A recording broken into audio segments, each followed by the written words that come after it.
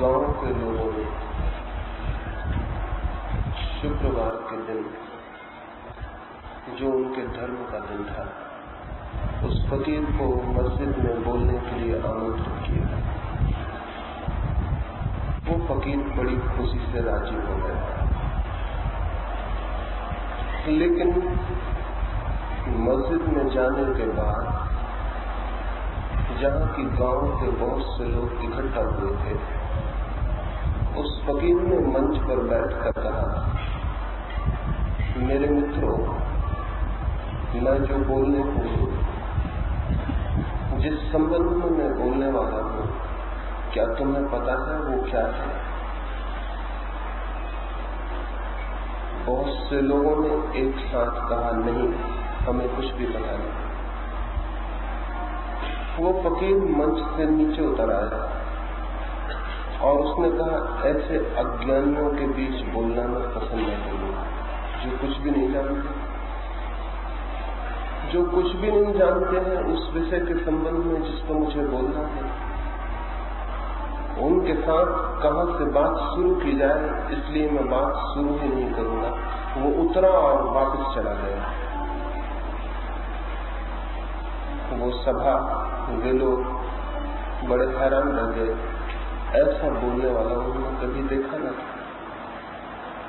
लेकिन फिर दूसरा शुक्रवार आया और उन्होंने जाकर उस फकीर से फिर से प्रार्थना की कि आप चलिए बोलने। वो फकीर फिर से राजी हो गया और मंच पर बैठकर उसने फिर पूछा, मेरे मित्रों, मैं जिस संबंध में बोलने को हूँ, क्या तुम्हें पता है वो क्या है? उन सारे लोगों ने कहा, हाँ हमें पता, क्योंकि नहीं कहकर वे पिछली दफा भूल कर चुके। उस फकीर ने कहा, तब फिर मैं नहीं बोलूंगा, क्योंकि जब तुम्हें पता है तो मेरे बोलने का कोई प्रयोजन नहीं। जब तुम्हें ज्ञात ही है तो ज्ञानियों के बीच बोलना फिजूल है। वो उतरा और वापस चला गया। उन गांव के लोगों ने बहुत सोच विचार के ये तय किया था कि अब की बार नहीं, कोई भी नहीं कहेगा, लेकिन हाँ भी फिजूल चली गई। तीसरा शुक्रवार आया, वे सारे लोग फिर उस फकीर के पास गए और उन्होंने कहा कि चले और हमें उपदेश दें। वो फकीर फिर राजी हो गए। वो मंच पर आकर बैठा और उसने पूछा, मेरे मित्रों, क्या तुम्हें पता है मैं क्या बोलने वाला हूँ? उन लोगों ने कहा, कुछ को पता है और कुछ को पता नहीं। उस फकीर ने कहा, तब जिनको पता है वे उनको बता दें, जिनको पता नहीं है मेरा क्या काम है? वो उतरा और वापस चला। चौथे शुक्रवार को उस गांव के लोगों ने हिम्मत नहीं की कि उस फकीर को फिर से आमंत्रण दें, क्योंकि उनके पास चौथा कोई उत्तर ही न था। 3 उत्तर थे और तीनों समाप्त हो गए थे और तीनों व्यर्थ हो गए थे। अगर आज मैं भी आपसे ये कहूं तो आपके पास चौथा उत्तर है? चौथा उत्तर क्या हो सकता है? और अगर चौथा उत्तर न हो तो एक रास्ता तो ये है कि उस फकीर के भांति मैं भी उतरूं और चला जाऊं और आपसे कहूं कि बोलने का कोई मतलब नहीं। और या फिर चौथा उत्तर मैं आपको बताऊं, मैं उस फकीर जैसा कठोर नहीं हूं, इसलिए नहीं जाऊंगा, उस संबंध में निश्चिंत रहें। और चौथा उत्तर क्या हो सकता है, उस संबंध में आज आपसे मैं बात करूंगा। ये चौथा उत्तर न केवल जो मैं कहूंगा उसे समझने के लिए जरूरी है, बल्कि जीवन को, सत्य को जानने के लिए भी वही चौथा उत्तर जरूरी है। परमात्मा की खोज में भी वही चौथा उत्तर जरूरी है। आनंद की तलाश में भी वही चौथा उत्तर जरूरी है। काश उस मस्जिद के लोगों ने वो चौथा उत्तर दिया होता, लेकिन जमीन पर कोई ऐसी मस्जिद और मंदिर नहीं है जहां वो चौथा उत्तर मिल सके, इसलिए वहां भी नहीं मिला। वो चौथा उत्तर क्या है, जो कि यदि दिया गया होता तो वो फकीर उस दिन वहां बोलता और लोगों से अपने हृदय की बातें कहता। क्या ये 3 ही उत्तर हो सकते थे? क्या ये नहीं हो सकता था कि वे सारे लोग कोई भी उत्तर न देते और चुप रह जाते? वो चौथा उत्तर होता। वे कोई भी उत्तर न देते और चुप रह जाते। वो चुप रह जाना चौथा उत्तर होता। और जो चुप रह जाने में समर्थ है वो उस बात को भी समझ सकेगा जो कही जा रही है, और उस जीवन को भी समझ सकेगा जो हमारे चारों ओर मौजूद है। लेकिन हम में से चुप रहने में कोई भी समर्थ नहीं। हम बोलने में समर्थ हैं लेकिन चुप रहने में समर्थ नहीं। हम शब्दों के साथ खेलने में समर्थ हैं लेकिन मौन रह जाने में, और इसलिए शायद हम जीवन को गंवा देते हैं। जो जीवन हमारे चारों तरफ मौजूद है, चाहे उसे कोई परमात्मा कहे, और जो जीवन हमारे भीतर मौजूद है, चाहे कोई उसे आत्मा कहे, हम उस जीवन को जानने से वंचित रह जाते हैं क्योंकि हम चुप होने में समर्थ नहीं। जानने के लिए चाहिए साइलेंट माइंड, जानने के लिए चाहिए मौन, जानने के लिए चाहिए एक ऐसा मन जो बिल्कुल चुप हो सके। लेकिन हम बोलते हैं, जागते हैं तब भी और सोते हैं तब भी, किसी से बात करते हैं तब भी और नहीं बात करते हैं तब भी हमारे भीतर बोलना चल रहा है। ये जो चैटरिंग है, ये जो निरंतर बोलना है, ये जो निरंतर शब्द ही शब्द है,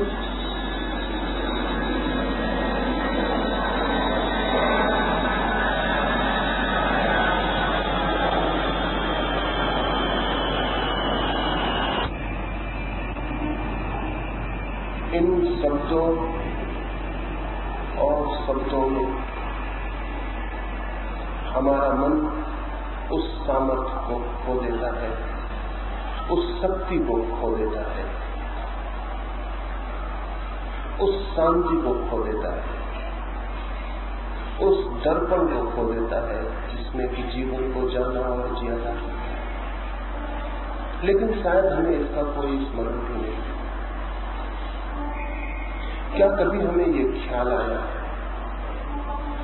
कि जैसे समुद्र लहरों से भरा हो, तूफान में हो, झील लहरों से भरी हो, आंधी आ गई हो, तो उस झील में फिर चांद दिखाई पड़ना बंद हो जाता है?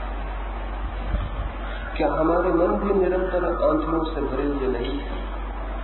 क्या निरंतर उनमें भी शब्दों की हवाएं और शब्दों के तूफान में उठा? क्या कभी एक क्षण को भी वहां शांति होती है, सब मौन होता है? नहीं होता। और इसके कारण कुछ बात घटित हो जाती है जो हमारे और जीवन के बीच एक दीवार बन जाती है और हम जीवन को नहीं जान पाते। और फिर इसी मन को लेकर हम खोजने निकलते हैं, शास्त्रों में खोजते हैं। इसी मन को लेकर हम पहाड़ों पर जाते हैं, इसी मन को लेकर हम मंदिरों में जाते हैं। लेकिन मन हमारा यही है जो शब्दों से भरा हुआ है। और कभी हमें ये ख्याल भी पैदा नहीं होता कि ये मन जो इतना ज्यादा भरा हुआ है, इतना ज्यादा व्यस्त, इतना ऑक्युपाइड है, इतना शब्दों से दबा है, इतने शोरगुल से भरा है कि ये क्या जानने में समर्थ हो सकता है? जानने के लिए इसके भीतर अवकाश कहां, स्पेस कहां, जगह कहां, स्थान कहां जहां कोई नया सत्य प्रवेश कर सके, कोई नई बात सुनी जा सके, कोई नया तथ्य देखा जा सके? जगह कहां है? मन खाली कहां है? मन है भरा हुआ। उस फकीर ने यही उन लोगों से पूछा था और उनमें से एक भी व्यक्ति इस बात की गवाही न दे सका कि वो चुप होने में समर्थ है, मौन रह जाने में समर्थ है।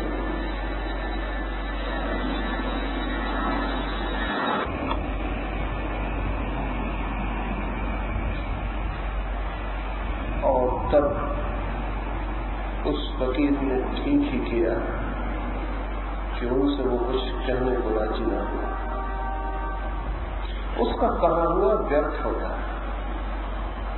वहां सुनने वाला कोई मौजूद ही नहीं था। आप यहां मौजूद हैं, लेकिन केवल वही सुन पाएगा जो चुप होगा, मौन होगा। और जो अपने भीतर बोल रहा है वो कैसे सुन सकेगा? और जो अपने भीतर बातें कर रहा है उसके भीतर कोई दूसरे शब्द कैसे पहुंच पाएंगे?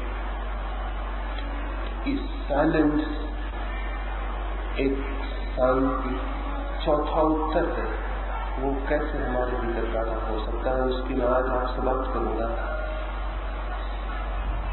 इसके पहले कि मैं इस संबंध में कुछ कहूं कि हमारे भीतर मौन कैसे पैदा हो सकता है, जो कि सत्य को जानने का द्वार है और मार्ग है, ये जान लेना जरूरी होगा कि हमारे भीतर इतने शब्द कैसे इकट्ठे हो गए।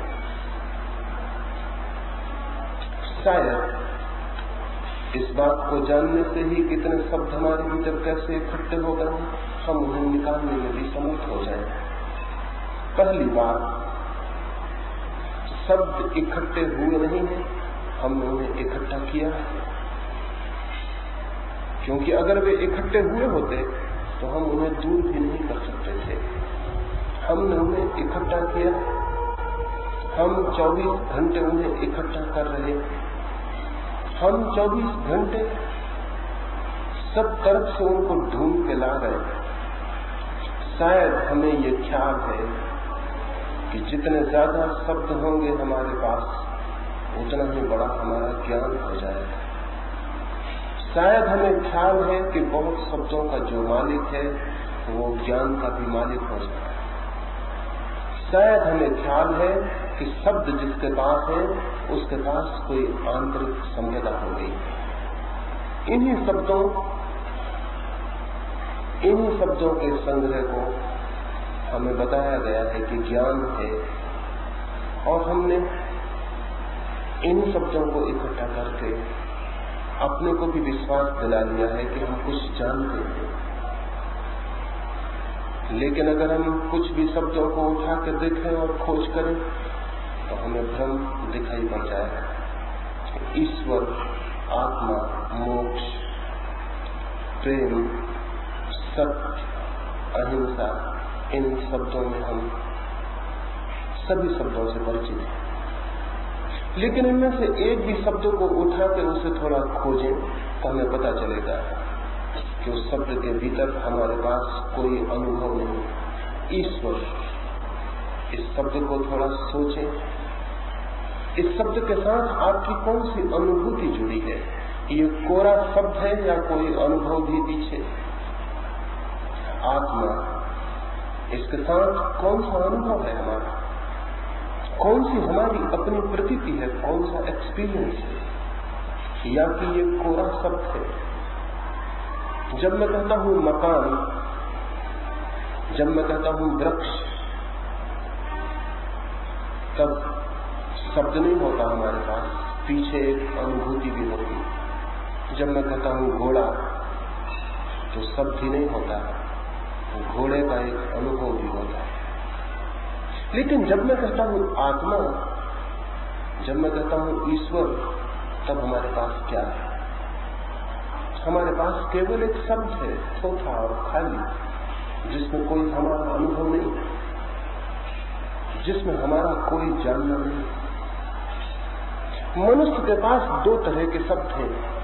एक तो वे शब्द हैं जो उसके अनुभव से निर्मित हुए हैं, और एक वे शब्द हैं जिनके साथ उसका कोई अनुभव नहीं। धर्म और दर्शन और फिलोसॉफी इसके संबंध में हम जो कुछ जानते हैं वो दूसरे तरह के शब्द हैं जिनके साथ हमारा कोई अनुभव नहीं, और उन शब्दों के आधार पर जो बिल्कुल निष्प्राण, जो बिल्कुल डेड और मुर्दा है, जो वैसे ही है जैसे एक कवि एक समुद्र के किनारे था, वहां बड़ी सुखद हवाएं थी, बड़ी शीतल हवाएं थी, और वहां उसने सोचा कि उन हवाओं को वो अपनी प्रेयसी के पास भी पहुंचा दे, लेकिन उसकी प्रेयसी तो हजारों मील दूर एक अस्पताल में बीमार थी। तो उसने एक बहुत सुंदर संदूक में उस समुद्र की हवाओं को बंद किया और उस संदूक को अपनी प्रेयसी के पास पहुंचा दिया, और एक पत्र लिखा कि समुद्र के किनारे इतनी सुंदर हवाएं हैं, इतनी शीतल, इतनी आनंददायी कि मेरा मन होता है कि उन्हें तुम्हें मैं भेंट भेजूं। तो इस छोटी सी पेटी में थोड़ी सी हवाएं बंद करके भेज रहा हूं, तुम उन हवाओं को पाके प्रसन्न हो जाओ, लिखना मुझे हवाएं तुम्हें कैसी लगी। वो पेटी पहुंची, उसकी प्रेयसी ने वो पत्र पढ़ा और उस पेटी को खोला, लेकिन उसके भीतर तो कुछ भी नहीं था। समुद्र की हवाओं को पेटियों में नहीं भरा जा सकता है। समुद्र की हवाओं को जानना हो तो उन्हें अपने घर तक लाने का कोई उपाय नहीं है, खुद हमें ही समुद्र के किनारे जाना पड़ेगा। ये नहीं हो सकता है कि मेरा कोई मित्र पेटियों में भर के उन्हें मेरे पास भेज दे। हाँ, ये हो सकता है कि मैं खुद समुद्र के किनारे जाऊं और जानूं, ताजी हवाओं को पेटियों में भरते से ही वो मुर्दा हो जाएगी, उनकी सारी ताजगी चली जाएगी। उसके पास पेटी तो पहुंची लेकिन हवाएं नहीं पहुंची। उसने बहुत खोजा उस पेटी में, लेकिन वहां कोई हवाएं नहीं। हमारे पास भी शब्द पहुंच जाते हैं, अनुभूतियां नहीं पहुंचती। सत्य के किनारे पर जो अनुभव किया जाता है उसे सत्य के किनारे पर ही जाकर अनुभव किया जा सकता है। कोई अनुभव करे और शब्द हमारे पास पहुंचा दे, वे शब्द हमारे पास खाली पेटियों की भांति पहुंचते हैं, उनमें कोई हवाएं नहीं होती, और उन्हीं शब्दों को हम इकट्ठा कर लेते हैं, और उन्हीं शब्दों के हम मालिक बन जाते हैं, और उन्हीं शब्दों के आधार पर हम जीना शुरू कर देते हैं।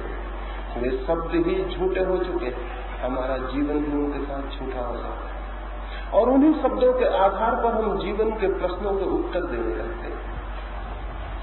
अगर कोई पूछे ईश्वर है तो हम कोई उत्तर जरूर देंगे, जैसा उस मस्जिद के लोगों ने उत्तर दिया। अगर कोई पूछे आत्मा है तो हम उत्तर जरूर देंगे, अगर कोई पूछे सत्य क्या है तो हम उत्तर जरूर देंगे। और हम में से इतना समर्थ कोई भी नहीं होगा जो चुप रह जाए और इस बात को अनुभव करे कि मेरे पास थोथे शब्दों के सिवाय और क्या है, तो मैं कैसे उत्तर दूं। लेकिन जो आदमी चुप रह जाए उसने सत्य की तरफ जानने की तरफ पहला कदम उठा दिया, उसने सत्य की तरफ यात्रा का पहला कदम उठा लिया, क्योंकि वो शब्दों की व्यर्थता को जान गया है। और जो शब्दों की व्यर्थता को जान जाता है वही सत्य तक जाने की खोज कर सकता है, लेकिन जो शब्दों से तृप्त हो जाता है उसकी तो खोज बंद हो जाती है। और हम सारे लोगों की खोज बंद है। कोई एक तरह के शब्दों से तृप्त हो गया है, कोई दूसरे तरह के शब्दों से तृप्त हो गया है, कोई हिंदू होने से, कोई मुसलमान होने से, कोई जैन होने से। ये सब होना क्या है? ये शब्दों से तृप्त हो जाने के अतिरिक्त और कुछ भी नहीं।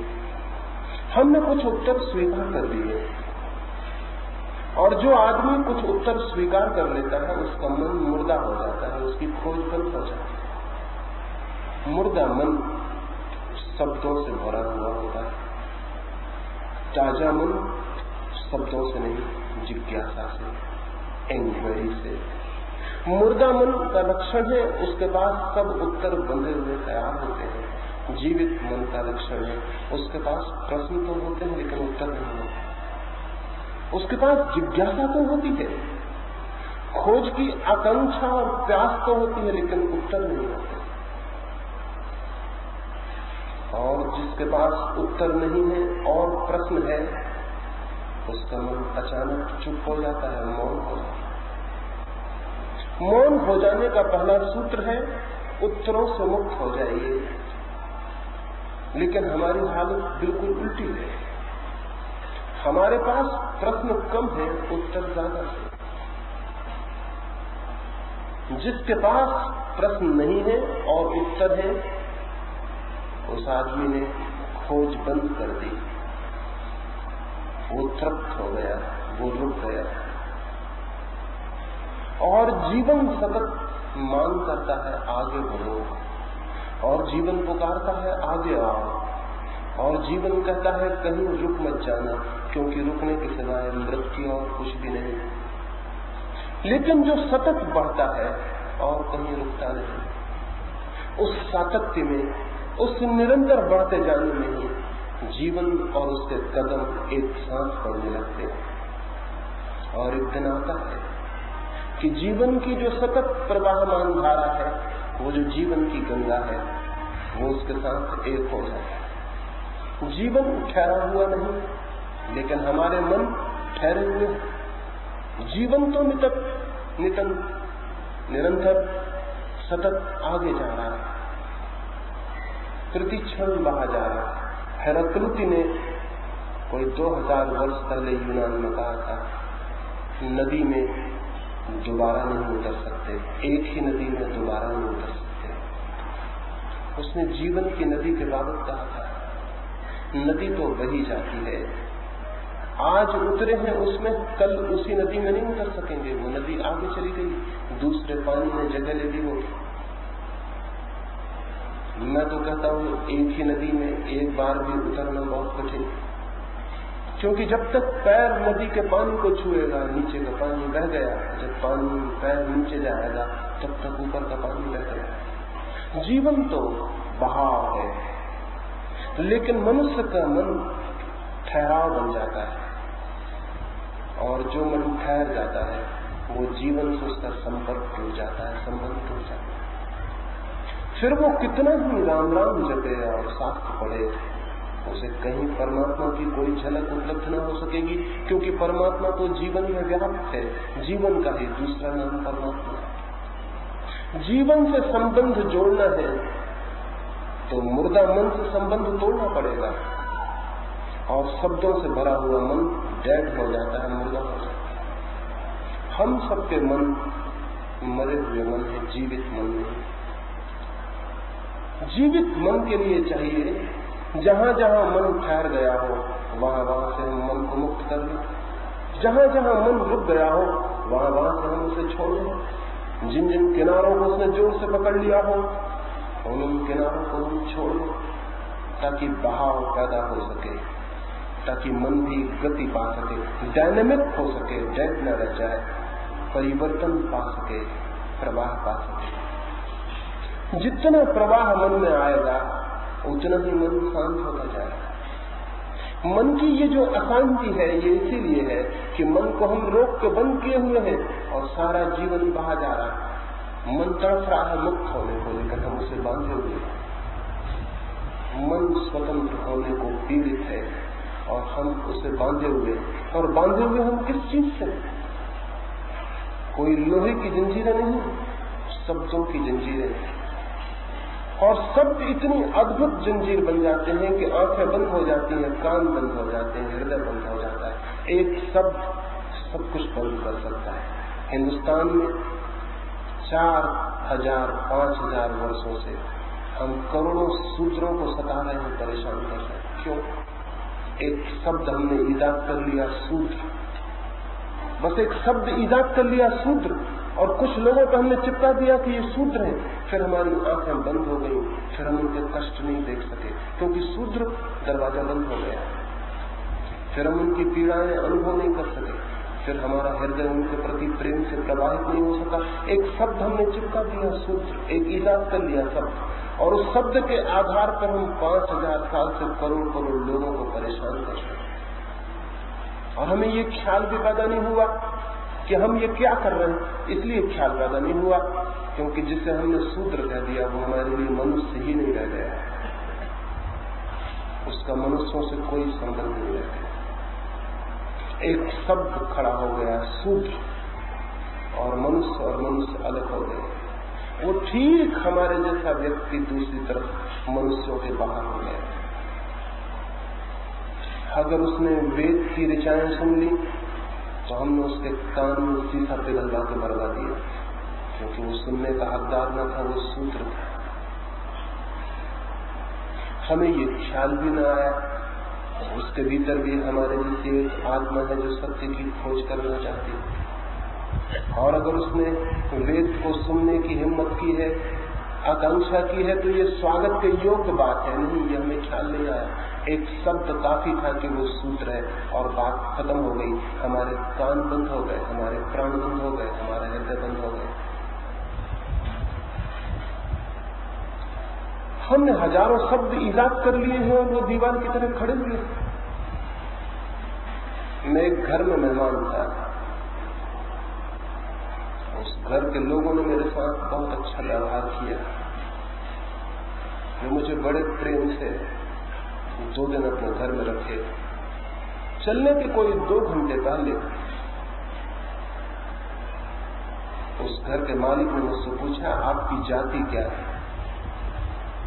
उन्हें मेरी जाति का कोई पता नहीं था, और मेरी कोई जाति है भी नहीं, पता हो तो कैसे हो। तो मैंने उनसे मजाक में कहा कि आप खुद ही सोचें कि मेरी जाति क्या हो सकती है।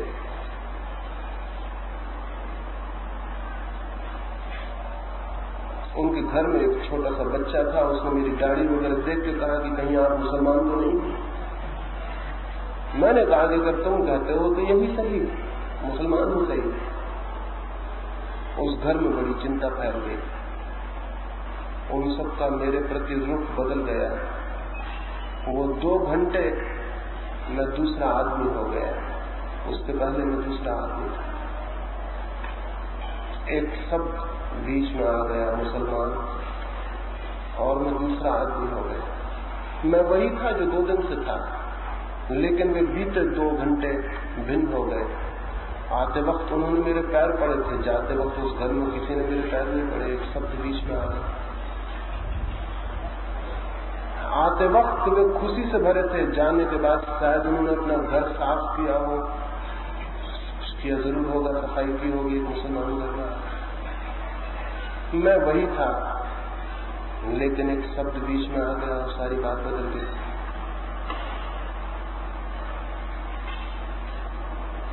हमने न मालूम कितने शब्द खड़े किए हुए हैं जो दीवार की तरह एक दूसरे मनुष्य को अलग कर रहे हैं, और मनुष्य को ही अलग नहीं कर रहे हैं, हमारी आंखों को भी अंधा कर रहे हैं,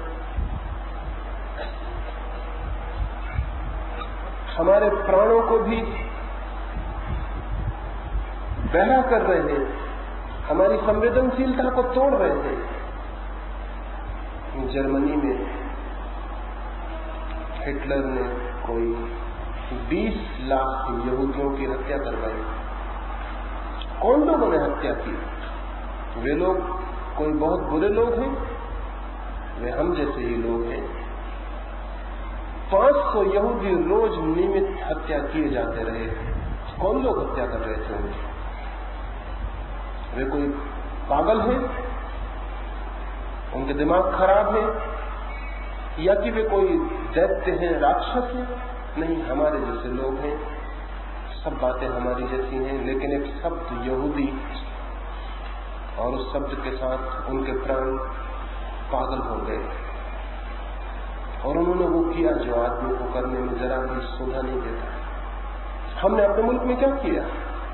हिंदुओं ने मुसलमानों के साथ क्या किया? मुसलमानों ने हिंदुओं के साथ क्या किया? छोड़ दें हिंदू मुसलमान की बात। महाराष्ट्रीयन गुजराती के साथ क्या कर सकता है? गुजराती महाराष्ट्रीयन के साथ क्या कर सकता है? हिंदी बोलने वाला गैर हिंदी बोलने वाले के साथ क्या कर सकता है? गैर हिंदी बोलने वाला हिंदी बोलने के वाले के साथ क्या कर सकता है? कुछ शब्द, और उन शब्दों में जहर भरा जा सकता है, और हमारे प्राण बिल्कुल ही पागल हो सकते हैं। बहुत से शब्दों की दीवार हमने खड़ी कर ली। इन शब्दों की दीवारों में जो घिरा है वो आदमी कभी भी धार्मिक नहीं हो सकता। शब्दों से मुक्त होना चाहिए। तो एक तो शब्द है, दीवाल की तरह मनुष्य को तोड़ रहे हैं, और साथ ही ये शब्द जीवन के प्रति भी हमारी आंखों को नहीं खुलने देते, वहां भी आंखों को बंद रखते। हम शायद सब तरफ शब्दों को खड़ा कर लेते हैं, अपने चारों तरफ एक किला बना लेते हैं शब्दों का, उसके भीतर छिप जाते हैं। और जब भी जीवन में कोई अनहोनी और नई घटना घटती है तो हम पुराने शब्दों से उसकी व्याख्या कर लेते हैं और उसका नयापन समाप्त हो जाता है, खत्म हो जाता है। ये जो हमारी स्थिति है, ये हमें चुप नहीं होने देती, मौन नहीं होने देती, ताजा नहीं होने देती। वो जो मस्तिष्क है उसको फ्रेश और नया नहीं होने देती। और नया मस्तिष्क न हो तो कैसे जीवन से हम जुड़ सके, कैसे जीवन को जान सके। और शांत मन न हो तो कैसे हम सत्य को जान सके। और दीवाने में टूटे तो हम कैसे मनुष्य से जुड़ सकें। दूर है पशु और पक्षी, तो दूर है पौधे, दूर है आकाश, दूर है आकाश के तारे। आदमी से ही हम नहीं जुड़ पा रहे हैं तो हम परमात्मा से जुड़ने की बात कैसे करें। यहाँ इतने लोग बैठे हैं, हम सबके बीच में दीवारें खड़ी होंगी न मालूम किस किस किस्म की, और उन सब दीवारों की ईंटें शब्दों से बनी हुई हैं, कोई लोहे से नहीं बनी हुई। उन्हें तोड़ देने में जरा भी कठिनाई नहीं है। एक हाथ का धक्का, एक हवा का झोंका काफी होगा, वो गिर जाएंगे और आप एक नए मनुष्य होकर खड़े हो जाएंगे।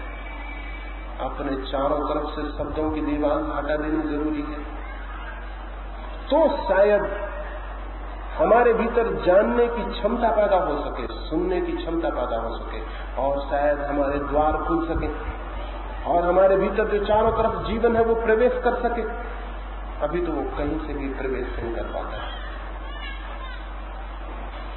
ऐसे ही सब सत्य और आत्मा और ईश्वर और मोक्ष हमने सीख रखे हैं और उन्हें हम तोतों की भांति रटते रहते हैं और सोचते हैं कि शायद उन्हीं के द्वारा हमारे जीवन में आनंद आ जाए, शायद मुक्ति आ जाए, शायद अमृत की उपलब्धि हो जाए। नहीं होगी। रटते रहें तोतों की भांति हम जीवन भर। जीवन रटने से उपलब्ध नहीं होता, बल्कि रटने वाला, रिपीट करने वाला जो मन है वो धीरे धीरे जड़ हो जाता है, धीरे धीरे और ज्यादा डलनेस पैदा हो जाती है, और ज्यादा मुर्दा हो जाता है और मर जाता है।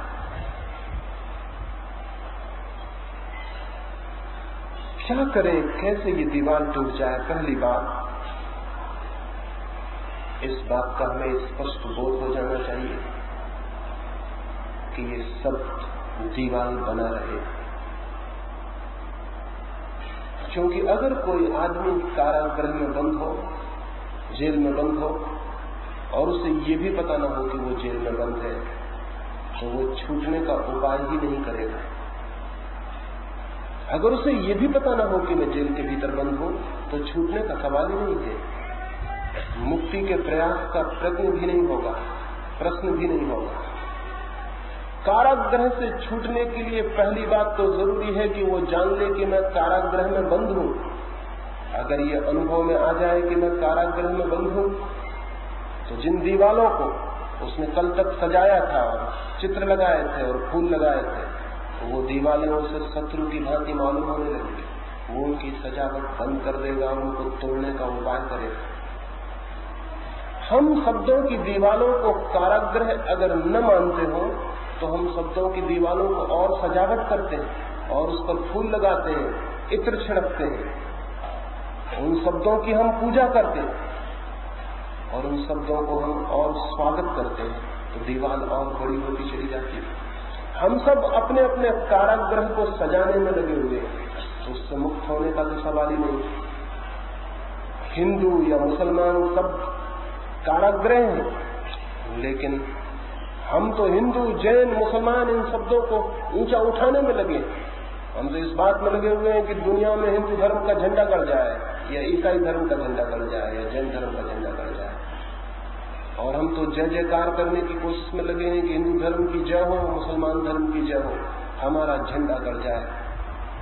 और हम तो इसकी घोषणा करने में लगे हैं कि हिंदू धर्म महान धर्म है और बाकी सब छोटे धर्म है, और इस्लाम ही असली धर्म है, बाकी सब झूठे हैं, और क्राइस्ट के सिवाय और कोई मुक्तिदाता नहीं है। इस तरह की बातें जो लोग कह रहे हैं, इस तरह की घोषणाएं जो लोग कर रहे हैं, वे तो अपने कारागृह को सजा रहे हैं कि उसे तोड़ेंगे कैसे। हम तो सारे लोग अपने अपने शब्दों की पूजा करने में लगे हैं, और हमने तो शब्दों के लिए मंदिर बना रखे हैं,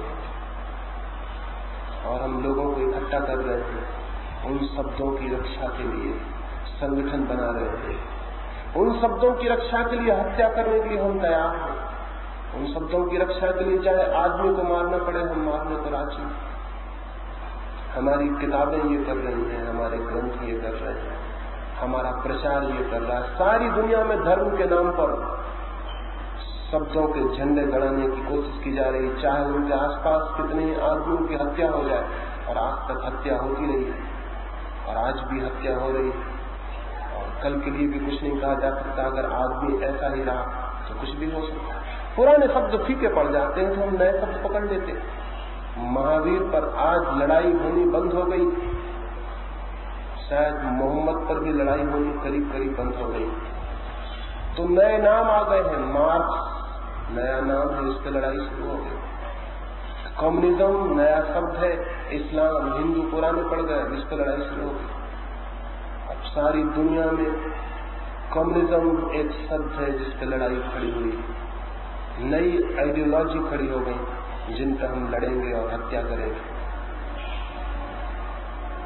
अमेरिका नए शब्दों को पकड़े हुए बैठा है, रूस नए शब्दों को पकड़े हुए बैठा है, नए शब्दों पर लड़ाई हो रही, और लड़ाई यहाँ तक पहुंच सकती है कि शायद सारी मनुष्य जाति को समाप्त हो जाना पड़े। किस बात पर? इस बात पर कि कुछ शब्द हमको प्रिय थे और कुछ शब्द आपको प्रिय थे, और हम अपने शब्दों को छोड़ने को राजी नहीं थे, और आप अपने शब्दों को छोड़ने को राजी नहीं थे। क्या आदमी अपने इस बचकानेपन से मुक्त नहीं होगा? क्या ये बच्चों जैसी बातें और शब्दों की लड़ाइयां बंद नहीं होगी? ये तब तक बंद नहीं होगी जब तक हम शब्दों को आदर और पूजा देते रहेंगे, क्योंकि जिसको हम पूजा देते हैं उससे हम छुटकारा कैसे पा सकते हैं?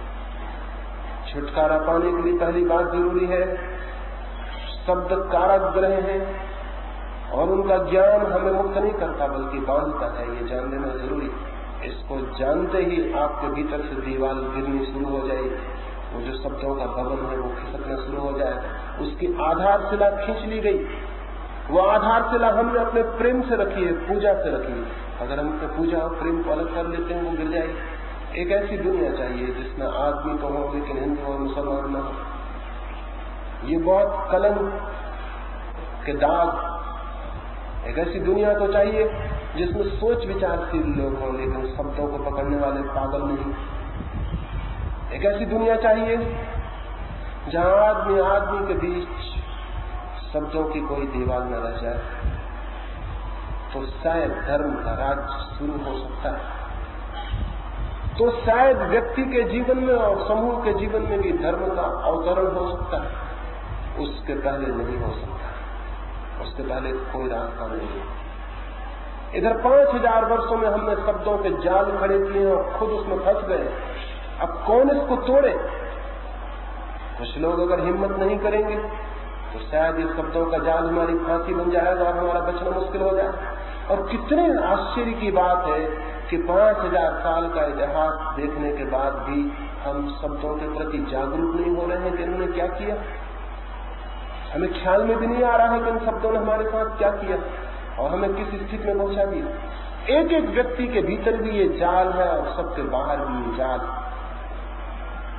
हर एक को अपने भीतर इस जाल को तोड़ने में लगना होगा, तो ही उसके भीतर वो साइलेंस पैदा हो सकती है जिसकी मैं आपसे बात कर रहा हूं। क्या करें, कैसे तोड़ें? लोग मुझसे निरंतर पूछते हैं कैसे तोड़ें। मैं उनसे कहता हूं, पहली बात, शब्दों के प्रति सारा आदर, सारी पूजा, शब्दों के प्रति सारा भक्ति भाव छोड़ दें। शब्दों में कुछ भी नहीं है, शब्दों में कोई सत्य नहीं है, सत्य तो वही अनुभव होता है जहां सारे शब्द छूट जाते हैं। इसलिए शब्दों के प्रति सारी भक्ति, सारी पूजा जानी चाहिए। ये सारा शब्दों के प्रति जितना आदर है, सम्मान है, ये जानना चाहिए। सम्मान पैदा होना चाहिए सत्य के प्रति, शब्द के प्रति नहीं। और जिसको सत्य के प्रति सम्मान पैदा होगा वो न तो हिंदू रह जाएगा, न मुसलमान, न जैन, न बौद्ध, न ईसाई, न पारसी। और जिससे सत्य के प्रति सम्मान पैदा होगा वो न तो भारतीय रह जाएगा, न पाकिस्तानी, न चीनी। जिससे सत्य के प्रति सम्मान पैदा होगा उसके जीवन से सारी सीमाएं गिर जाएंगी, क्योंकि सब सीमाएं शब्दों में पैदा की है। सत्य की कोई सीमा नहीं, सत्य असीम है। सत्य की कोई सीमा नहीं, सत्य का कोई देश, कोई जाति, कोई धर्म नहीं, सत्य का कोई मंदिर, कोई मस्जिद नहीं। सत्य तो है पूरा जीवन, विराट जीवन। सभी कुछ जो चारों तरफ मौजूद है वो सभी सत्य। उस विराट और असीम से मिलने के लिए भीतर भी असीम मन चाहिए। सीमित और क्षुद्र मन, ये जो नैरो माइंड है, ये जो छोटा सा मन है, ये काम नहीं कर सकेगा। विराट को पाने के लिए इसे भी विराट होना पड़ेगा। लेकिन हम ईश्वर को खोजने निकल पड़ते हैं, इसकी बिल्कुल भी खोज नहीं करते। हमारा ये मन कितना क्षुद्र है। एक फकीर के पास एक युवक गया और उस युवक ने कहा, मैं ईश्वर को, मैं सत्य को खोजने आया, क्या आप मुझे कोई मार्ग बता सकेंगे? वो फकीर बोला, इसके पहले कि मैं तुम्हें कुछ कहूं, मेरे साथ कुएं पर आओ। वो कुएं पर पानी भरने जा रहा। उसने हाथ में एक बाल्टी ली और एक बड़ा ढोल लिया और कुएं पर गया। उसने बाल्टी कुएं में डाली, खींची, वो युवक खड़ा हुआ देखता रहा। बाल्टी खींच के उसने उस बड़े ड्रम में जिसे वो अपने साथ लाया था उसमें पानी डाला, लेकिन ड्रम के नीचे कोई बॉटम नहीं था, उसके नीचे कोई पेंदी नहीं थी। पानी जमीन पर बह गया। उसने दूसरी बाल्टी खींची, वो भी डाली। वो लड़के का संयम टूट गया। उसने 2-3 बाल्टियां बहते देखी, चौथी बाल्टी को उसने कहा, अनुभव आप भी आश्चर्यजनक मालूम पड़ते हैं। जिस ढोल में आप पानी भर रहे हैं उसमें नीचे कोई पेंदी नहीं और पानी बहा जा रहा है। जिंदगी भर भी पानी भरते रहिए तो भी पानी भरेगा नहीं। उस फकीर ने कहा, मेरे मित्र, मुझे ढोल की पेंदी से क्या मतलब? मुझे पानी भरना है तो मैं ढोल के गले पर आंखें गड़ाए हुए हूं। जब गले तक पानी आ जाएगा तो मैं समझ लूंगा पानी भर गया। पेंदी से मुझे क्या लेना देना? युवक बहुत हैरान हुआ इस उत्तर से। उस दिन चला गया, लेकिन रात उसने सोचा कि जो बात मुझे दिखाई पड़ रही थी, सीधी और साफ बात थी, अंधे आदमी को भी पता चल जाती कि उस ढोल में पेंदी नहीं थी, वो उस फकीर को नहीं दिखाई पड़ी। ये बड़े आश्चर्य की बात है, इसमें जरूर कुछ न कुछ रहस्य होना चाहिए। जो मुझे दिखाई पड़ रहा था उसे क्यों दिखाई नहीं पड़ेगा?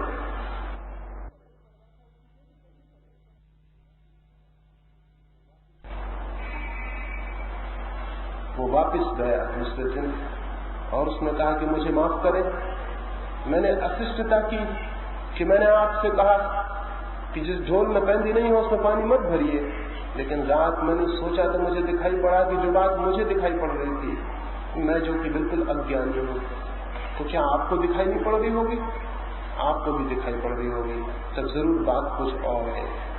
तो मुझे कृपा करके समझाएं कि उस पेंदी से रहित ढोल में पानी भरने का क्या आशय था? उस फकीर ने कहा, ठीक हुआ कि तुम लौट आए, क्योंकि अक्सर जो लोग सत्य खोजने आते हैं उनके साथ पहला काम मैं यही करता हूं, पेंदी रहित ढोल में पानी भरता हूं। वो मुझे पागल समझ के वापस लौट जाते हैं और फिर कभी नहीं आते। लेकिन तुम लौट आए, तुम पहले आदमी हो लौटने वाले, तुमसे मैं कुछ कहूंगा। तुम्हें ये तो दिखाई पड़ गया कि जिस ढोल में पेंदी नहीं है उसमें पानी नहीं भरा जा सकता, लेकिन तुम्हें ये दिखाई क्यों नहीं पड़ता कि तुम्हारा मन जो इतना क्षुद्र है उसमें आकाश जैसे विराट सत्य को नहीं भरा जा सकता? तुम्हें ये तो दिखाई पड़ गया कि जो बर्तन पानी भरने में समर्थ नहीं है उसमें पानी नहीं भरा जा सकता, लेकिन तुम्हें ये दिखाई क्यों नहीं पड़ता कि जो मन अभी सत्य को भरने में समर्थ नहीं है उसमें सत्य नहीं भरा जा सकता। लेकिन तुम वापस लौट आए हो, तुमसे कुछ बात हो सकती है। सत्य की खोज को छोड़ दो। जैसा कि तुमने मुझसे कहा था कि पानी भरना बंद करो, पहले इसके भीतर पेंजी होनी चाहिए, वही मैं तुमसे कहता हूं, ईश्वर और सत्य की खोज को छोड़ दो, पहले उस मन की फिक्र करो जो तुम्हारे भीतर है और जो सत्य की खोज करने जा रहा है। हम सारे लोग खोज करने निकल पड़ते हैं बिना इस बात को देखे हुए कि जो मन खोज करने जा रहा है वो कैसा है।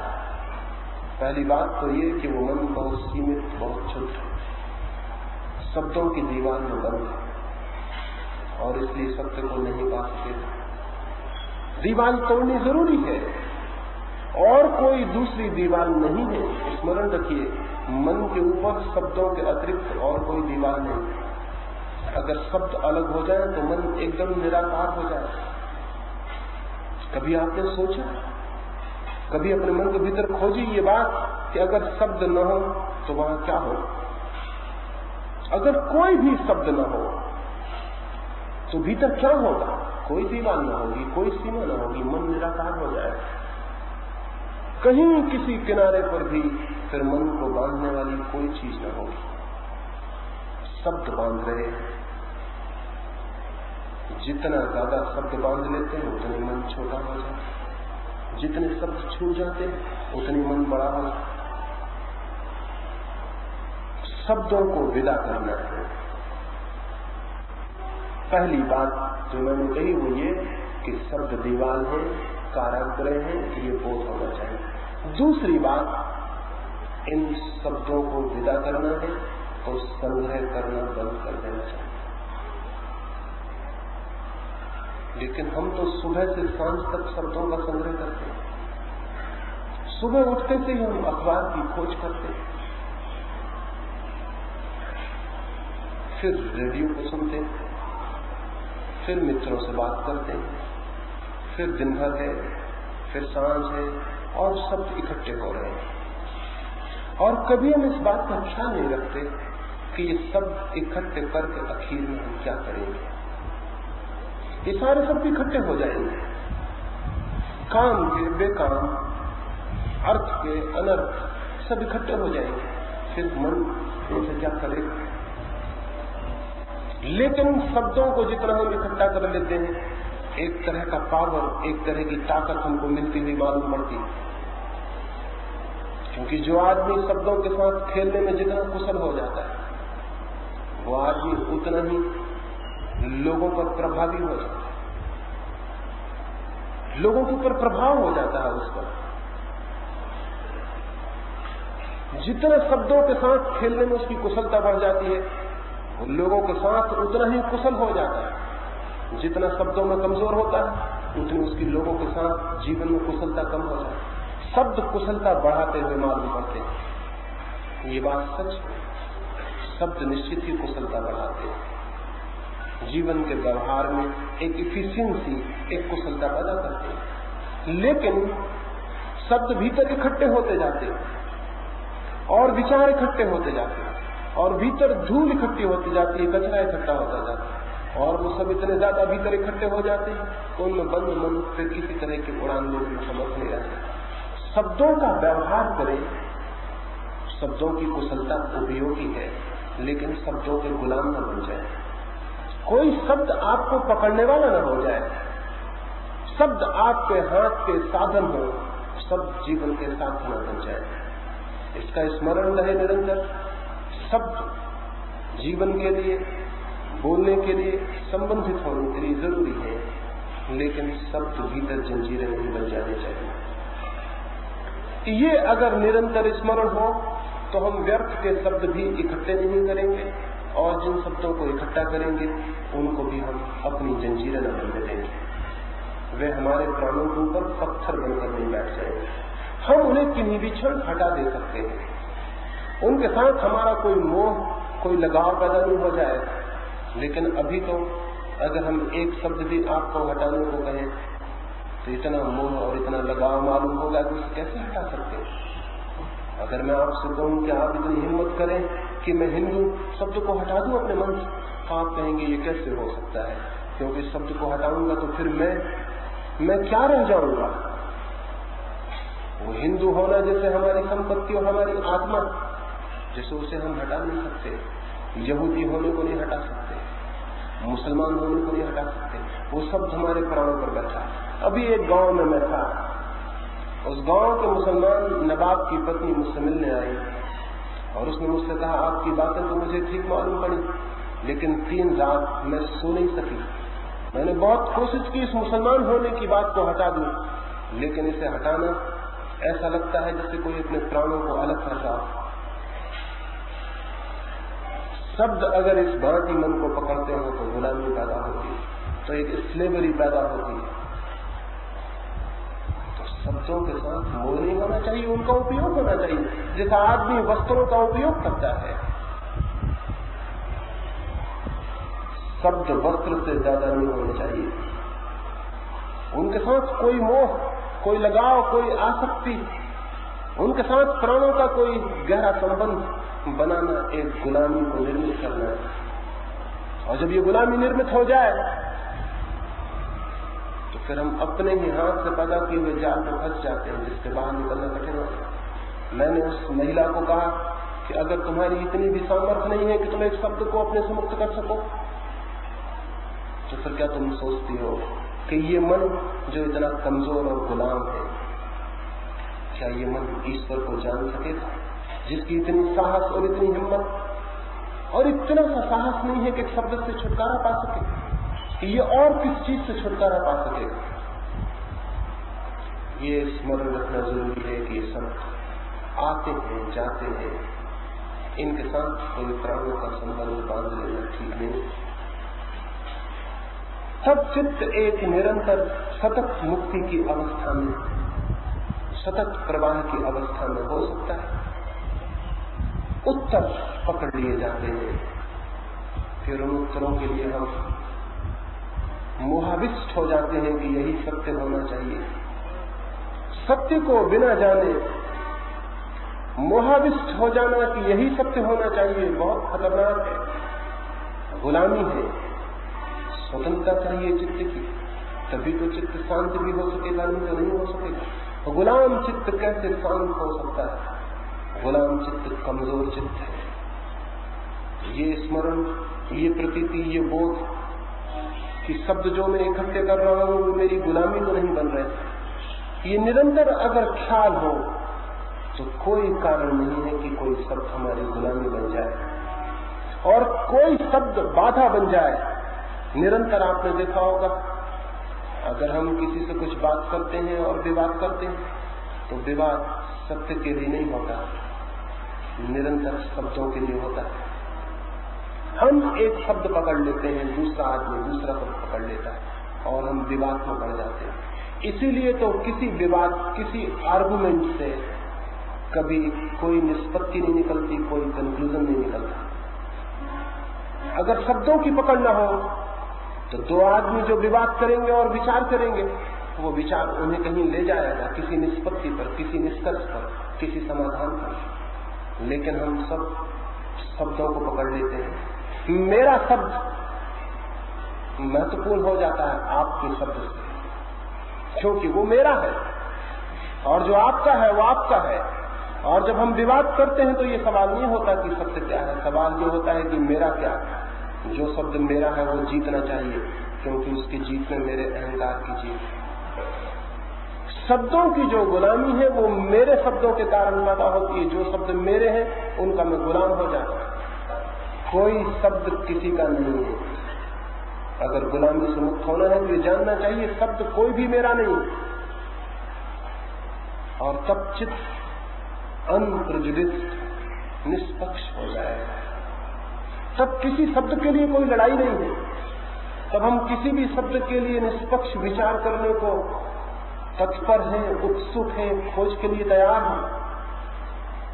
शायद इस दुनिया में फिर कोई विवाद न हो अगर लोग शब्दों के साथ मेरे होने का मोह छोड़। कौन सा शब्द आपका है सिवाय इसके कि एक शब्द बचपन से आपके कान में बार बार दोहराया गया और आपका उसमें क्या है? कौन सा शब्द आपका है, कौन सा सिद्धांत आपका है, कौन सा विचार आपका है? कोई भी तो आपका नहीं है। कोई भी विचार बार बार दोहरा दिया जाए आपके मन में, वो आपको लगने लगेगा मेरा। जो लोग बहुत कुशल होते हैं दूसरे लोगों को समझाने में, जीतने में, वे हमेशा एक तरकीब का उपयोग करते रहे। अब्राहम लिंकन से एक बार उसके किसी मित्र ने पूछा कि आप हमेशा विवाद करने में विजयी क्यों हो जाते हैं? उसने कहा, मैं दूसरे आदमी को इस भांति का विश्वास दिलाने की कोशिश करता हूं कि जो मेरी मर्जी है वो उसकी ही मर्जी है।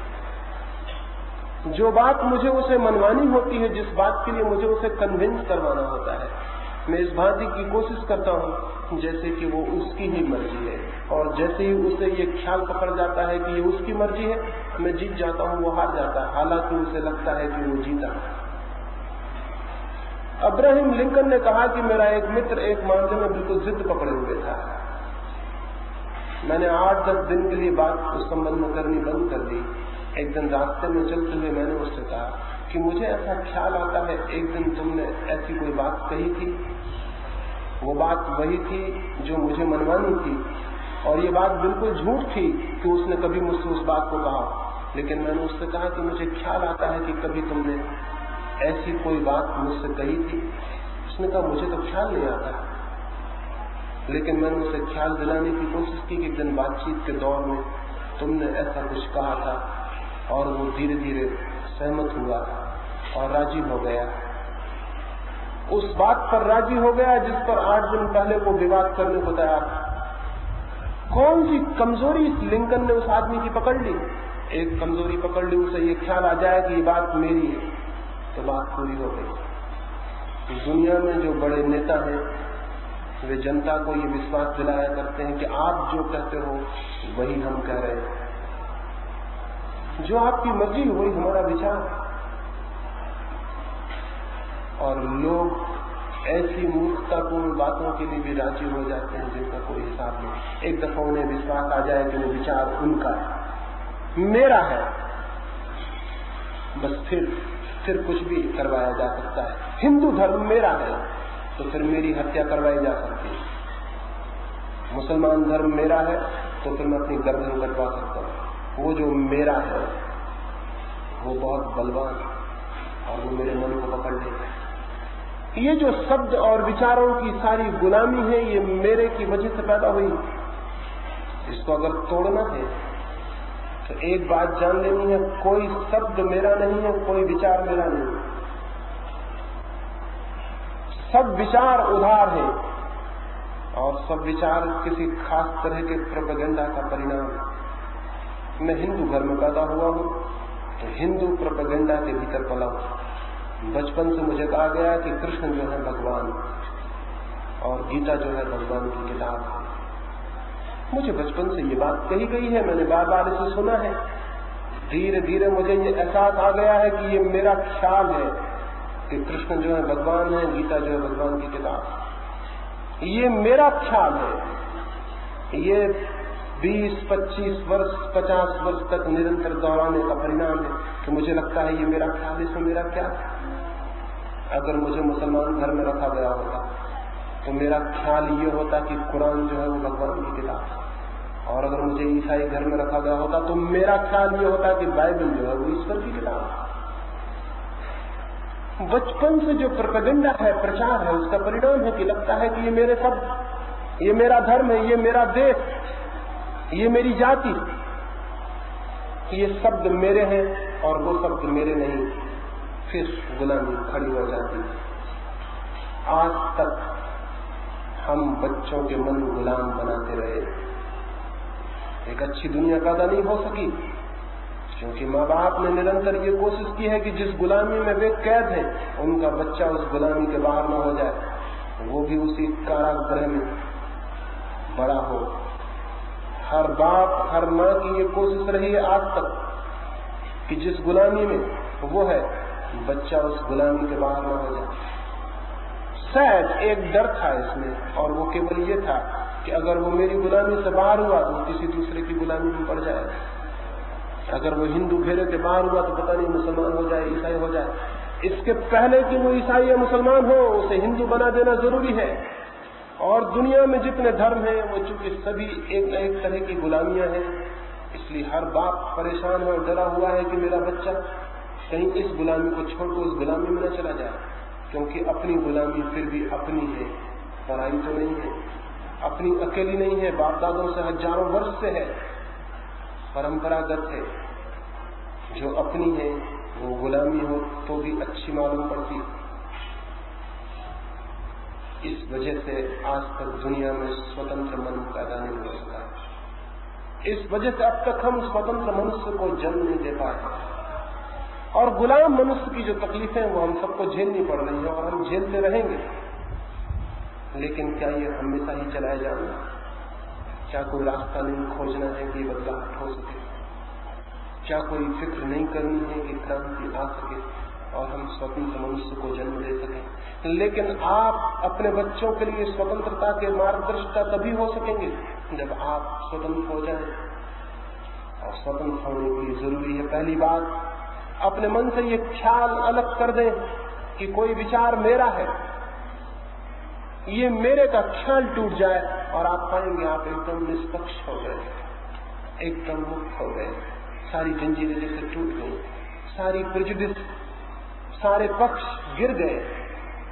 और अगर आप अपने बच्चों को भी इस निष्पक्ष चित्तता में विकसित कर सकें और उन्हें समझा सकें कि जो तुमने नहीं जाना है वो तुम्हारा नहीं, चाहे मैं कहूं, चाहे कोई भी कहे, चाहे हजारों साल की परंपरा कहे, लेकिन तुम किसी शब्द के और सिद्धांत के गुलाम मत हो जाओ। तुम खोजना, तुम खुद खोज करना, तुम इंक्वायरी करना, अपने मन को ताजा रखना हमेशा खोजने के लिए। तो शायद बच्चे आने वाली दुनिया में एक स्वतंत्र मनुष्य की जाति को जन्म देने में समर्थ हो जाए। लेकिन उसके पहले उन सारे लोगों को स्वतंत्र होना होगा, हम सारे लोगों को, मुझे, आपको। दूसरी बात है, मेरे का ख्याल छोड़ देना आवश्यक है। और तीसरी बात, पहली बात तो ये बोध कि शब्द कारागृह है, दूसरी बात कि शब्द मेरे नहीं है, और तीसरी बात शब्द के साक्षी होने की सामर्थ्य पैदा करनी चाहिए, विटनेस होने की सामर्थ्य पैदा करनी चाहिए।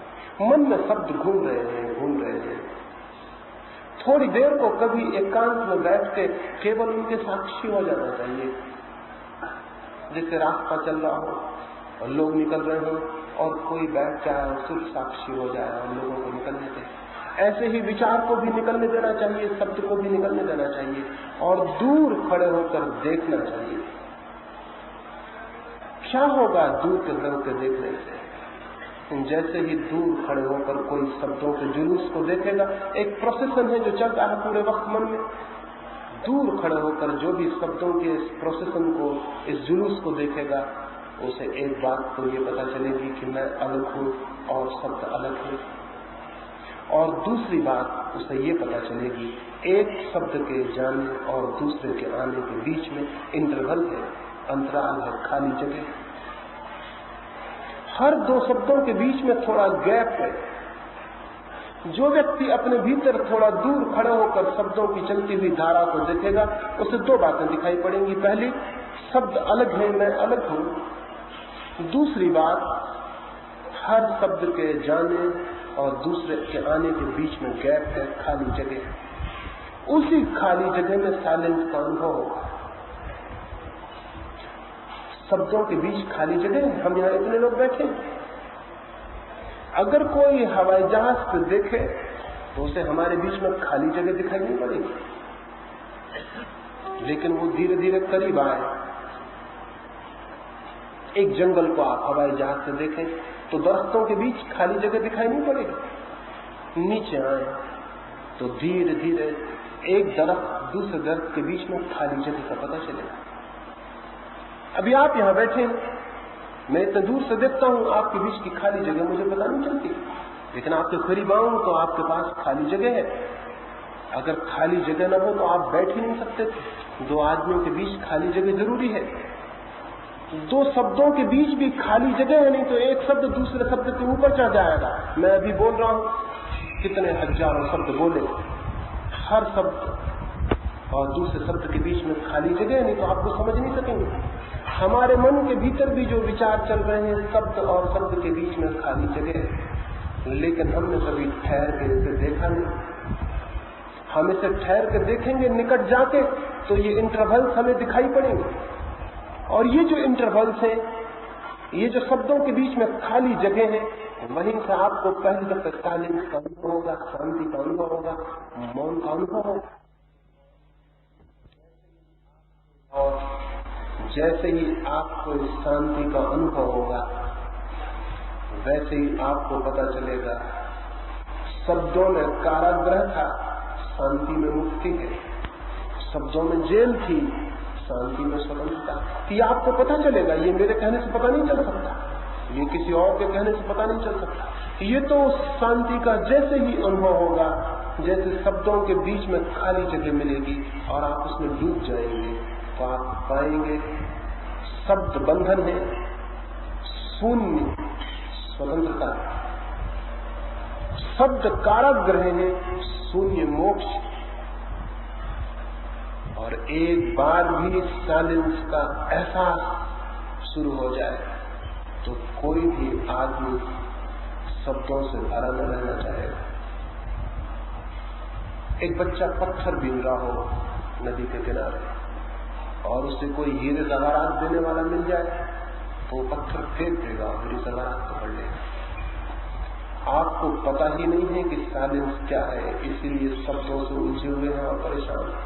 एक बार पता चल जाए, एक बार ये पता चल जाए कि क्या है शांति, क्या है मौन, तो फिर आप शब्दों को पकड़ने वाले न रह जाएंगे। उसी दिन से आपकी जिंदगी में क्रांति हो जाएगी, आप दूसरे आदमी हो जाएंगे। लेकिन पता ही नहीं है, और कठिनाई ये है कि कोई दूसरा आपको बता नहीं सकता। खुद ही जानना होगा, खुद ही पहुंचना होगा। 3 सूत्र मैंने आपसे कहे। पहली बात, शब्द कारागृह है, इसका अनुभव। दूसरी बात, शब्द मेरे नहीं है, इसका अनुभव। तीसरी बात, शब्दों के बीच में खाली जगह है, इसका अनुभव। ये तीसरी बात सर्वाधिक महत्वपूर्ण है। पहली 2 बातें उसकी भूमिका है, तीसरी बात महत्वपूर्ण है। थोड़ी देर कभी रात बिस्तर पर पड़े हुए शब्दों के साक्षी मात्र रह जाए, मन में चल रही है उनकी धाराएं, चुपचाप आंख बंद करके अंधेरे में उनको देखते रहे, क्या हो रहा है, कौन से विचार चल रहे हैं। उन्हें जाने दें, रोकना नहीं है, छेड़ना नहीं है, चलने दें, सिर्फ देखें। दूर जैसे खड़े हैं और देख रहे हैं, अपने आप बीच की खाली जगह दिखाई पड़नी शुरू हो जाए। और रोज रोज जितना ये साक्षी होने का क्रम गहरा होगा, खाली जगह बड़ी होती जाएगी। जैसे जैसे आप देखने में समर्थ हो जाएंगे अपने भीतर, उतने उतने बड़े गैप्स, उतनी उतनी खाली जगह पैदा हो जाएगी। एक क्षण आएगा, शब्द नहीं होगा, फिर शब्द आएगा। धीरे धीरे कई क्षण बीत जाएंगे, शब्द नहीं होंगे। धीरे धीरे वक्त आएगा, घड़ियां बीत जाएंगी और शब्द नहीं होंगे। और जब शब्द नहीं होंगे तो कौन होगा, क्या होगा? जब शब्द नहीं होंगे तो मन की सारी क्षुद्रता टूट जाएगी, सारी दीवारें टूट जाएगी। रह जाएगा मन जिसकी कोई सीमा नहीं। उसी मन का नाम आत्मा है जिसकी कोई सीमा नहीं। रह जाएगा मन जिस पर कोई दीवार नहीं। उसी मन का नाम परमात्मा है जिसकी कोई दीवार नहीं। रह जाएगा एक विराट चैतन्य जो मुझ में सीमित नहीं है, जो सब में व्याप्त है और सब में फैला हुआ है। उसकी जो प्रतीति है वही आनंद है, वही सत्य है, वही अमृत। एक छोटी सी कहानी हम अपनी चर्चा को पूरा करें।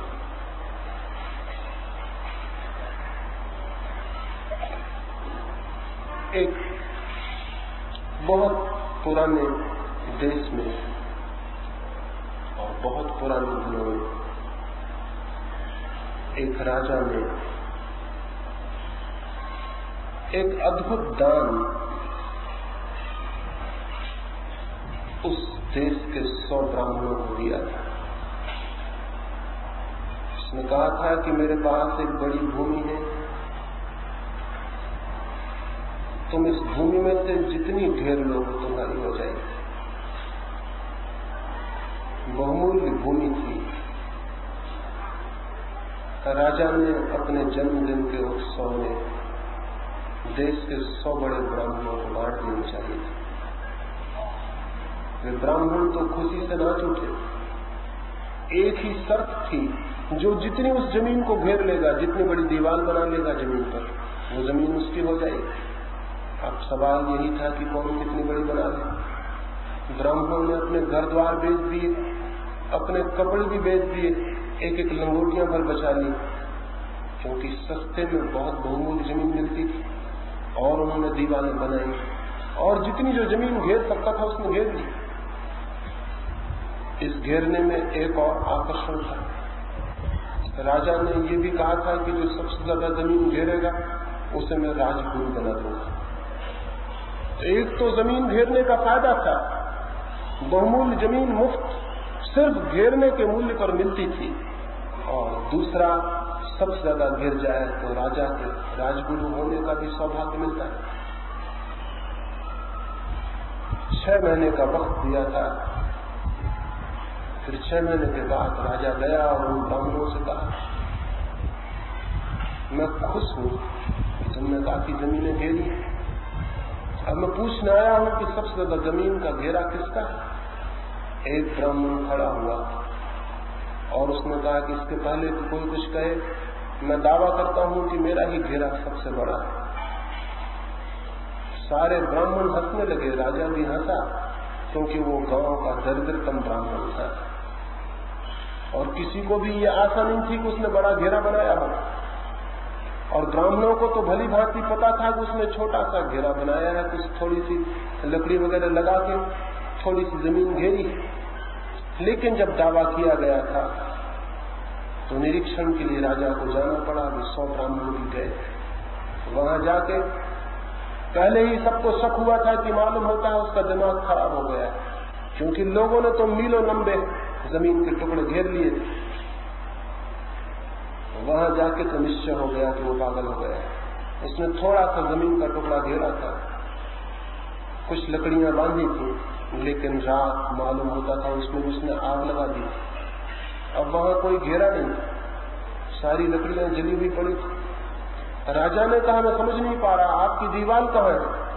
उस ब्राह्मण ने कहा, मैंने दीवार बनाई थी, मैंने लकड़ियां लगाई थी, लेकिन फिर रात मुझे ख्याल आया कि चाहे मैं कितनी ही बड़ी जमीन घेर लूं, जो जमीन घिरी हुई है वो छोटी ही होगी, बड़ी नहीं हो सकती। आखिर जो चीज घिरी है वो छोटी ही होगी, बड़ी नहीं हो सकती। तो रात मैंने अपने घेरे में आग लगा दी। अब मेरी जमीन को कोई घेरा नहीं, इसलिए मैं दावा करता हूं कि मैंने सर्वाधिक जमीन घेरी। कोई घेरा नहीं मेरी जमीन की। राजा उसके पैरों पर गिर पड़ा